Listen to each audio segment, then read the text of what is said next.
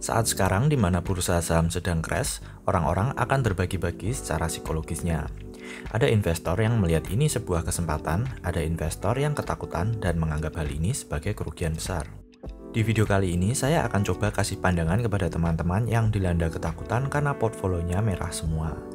Ketakutan itu kadang membuat kita jadi lebih waspada, tapi di saat market sedang turun seperti sekarang ini, rasa takut dan persepsi yang salah akan membuat teman-teman kehilangan kesempatan di saat yang mungkin hanya datang per dekade. Buat teman-teman yang baru menonton channel Investor Receh dan belum subscribe, yuk klik tombol subscribe di bawah agar teman-teman selalu mengetahui update setiap kali channel ini membuat video baru yang pastinya bermanfaat bagi teman-teman. Selamat datang di channel Investor Receh. Kita bersama saat ini sedang menjalani krisis pasar saham. Dalam 3 bulan saja, bursa kita bisa turun lebih dari 35%. Teman-teman investor yang baru saja masuk di awal tahun, pasti saat ini posisinya sedang merah semua. Bahkan jika teman-teman masuk di 2018 dan 2019, portfolio dipastikan merah semua. Sebagian besar investor baru pasti akan mulai berpikir bagaimana jika IHSG tidak akan naik lagi dan terus terpuruk. Apalagi walaupun wabah ini berakhir, seberapa besarkah dampaknya terhadap kelangsungan ekonomi di Indonesia? Amerika saja sudah kelimpungan, apalagi Indonesia.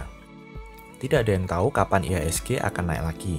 Tidak ada yang tahu juga seberapa lama dan sedalam apa IHSG akan turun. Jika kita tahu titik terendah dan kapan saham-saham akan naik, maka semua orang akan jual rumah untuk beli saham. Investasi saham itu unik. Sebagian besar permainan akan ditentukan oleh psikologi dan money management yang baik. Teman-teman membeli saham super seperti BCA pun, jika psikologi teman-teman tidak kuat, mungkin saat ini sudah cut loss karena tidak kuat melihat BCA bisa turun lebih dari 30% hanya dalam 3 bulan saja. Hal yang paling bisa kita jadikan pegangan dalam menghadapi krisis saat ini adalah dengan melihat ke belakang. Prinsipnya, cepat atau lambat, bursa saham selalu mengalami kenaikan. Kita lihat saja bursa saham pertama di Amerika dari mulai diciptakan sejak 1817 hingga sekarang itu pasti naik dan selalu naik. Semua bursa juga sama, tidak peduli sedahsyat apa krisis atau resesi yang menimpa. Bursa global sudah banyak sekali terkena berbagai macam krisis. Kita bisa ingat kembali tahun 1929 di Amerika terjadi The Great Depression. Butuh 12 tahun bagi Amerika untuk kembali memulihkan ekonominya kembali. Kemudian di 1987 ada lagi stock market crash yang disebabkan oleh over speculation dan computer trading yang mulai diterapkan dalam sistem perdagangan saat itu. Salah satu penurunan terdalam dalam sehari di bursa karena indeks turun 23% hanya dalam sehari. Peristiwa ini juga dikenal sebagai Black Monday the Second setelah Black Monday pertama di 1929. Tahun 2000 awal juga menjadi salah satu sejarah kelam bursa saham dunia yang dikenal juga dengan sebutan The Dot-com Bubble. Kemudian di 2008 juga ada krisis parah subprime mortgage yang menghancurkan IHSG hingga 60%. Terakhir di 2015 juga terjadi sentimen negatif di bursa saham dunia. Mari kita melihat data dan statistik berikut. Apakah pasar saham itu selalu berhasil recover dari crash dan berapa lama waktu yang dibutuhkan untuk kembali ke titik tertingginya?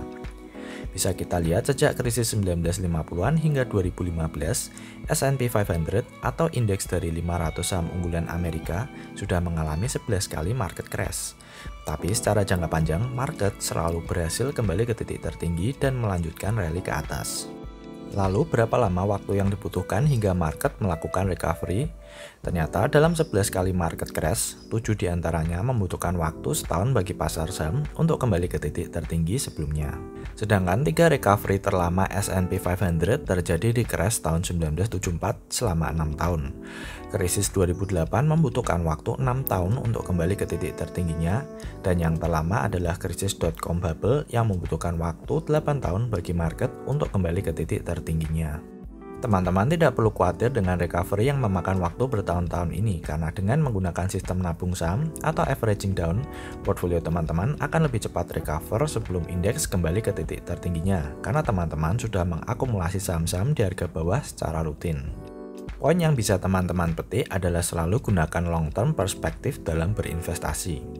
Bursa global termasuk IHSG pasti akan selalu mengalami kenaikan. Ini makanya banyak orang yang bilang bahwa jangka waktu terbaik untuk hold saham adalah di atas 10 tahun. Jadi di saat market crash seperti sekarang ini, jangan berpikir bahwa pasar saham akan turun terus dan tidak akan naik kembali.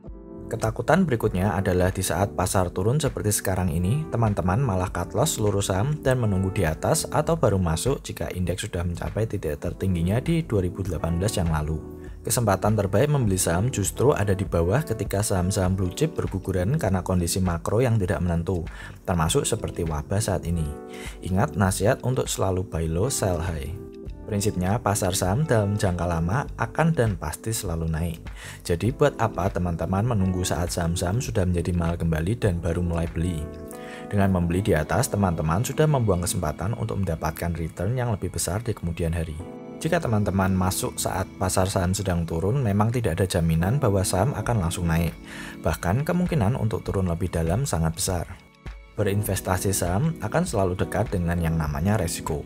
Maka dari itu, edukasi dan pengetahuan sangatlah penting. Saya yakin teman-teman akan profit banyak beberapa tahun dari sekarang jika teman-teman berani mengambil resiko saat market crash. Tapi ingat, jangan membeli sembarang saham. Ambillah resiko yang terukur dengan membeli saham-saham blue chip saja dan gunakan money management yang super ketat. Jangan sampai kehabisan dana untuk menabung setiap bulan.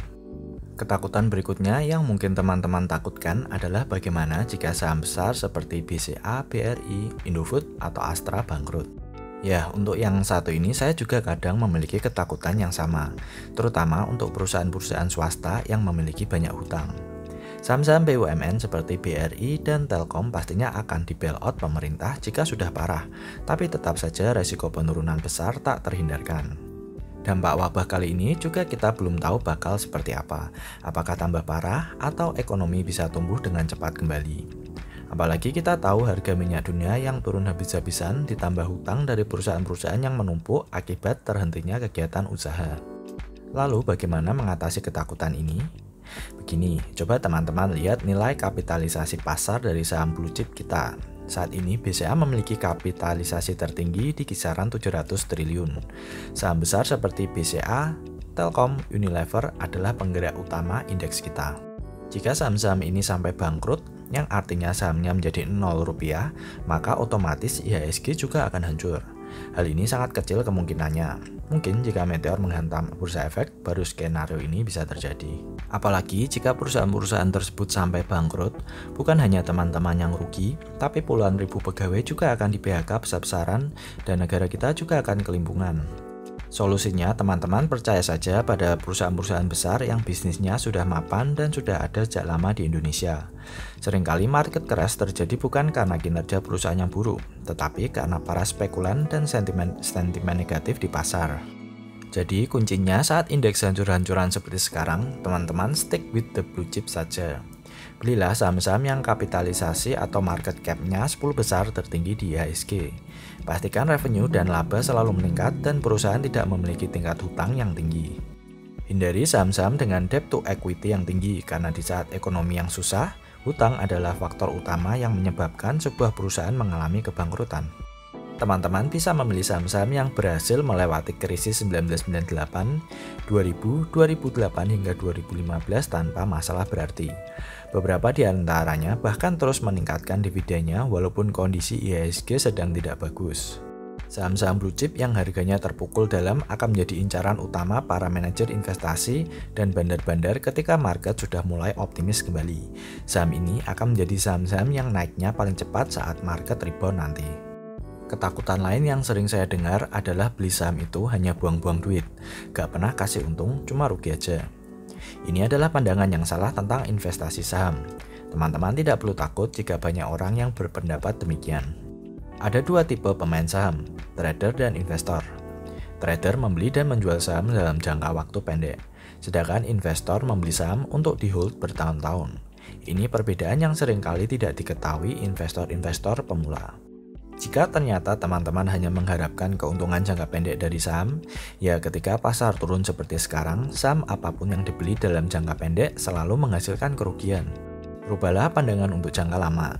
Seperti yang sudah saya jelaskan tadi bahwa pasar saham akan selalu mengalami kenaikan dalam jangka lama.